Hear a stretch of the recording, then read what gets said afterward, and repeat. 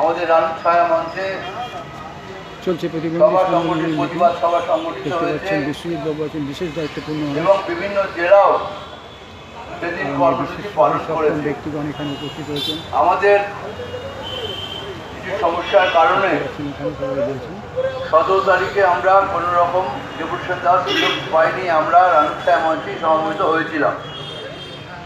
আমরা ঠিক করি আমাদের জেলার পক্ষ থেকে যে আজকে 24শে ফেব্রুয়ারি এই দিনটিতে আমরা ডিএমের কাছে আমাদের জেলার ডেপুটেশনটা দেব। সেই মোতাবেক আমাদের সঙ্গে অ্যাপয়েন্টমেন্টও হয়েছে। আসলে এটা একটা কথা যে ভাতা নিয়ে পেট চলে না, এটা আমরা বুঝি। বিভিন্ন ভাণ্ডার, লক্ষ্মী ভাণ্ডারের ভাতা বেড়েছে, তারপরে নতুন করে বেকার ভাতা চালু হয়েছে। আমাদের তাতে কোনো আপত্তি নেই। সমাজের সমস্ত স্তরের জন্য কিছু যদি অংশ তাকে সাহায্য করার বিষয় থাকে রাজ্য সরকারের পক্ষ থেকে, তাতে আমাদের কোনো আপত্তি নেই।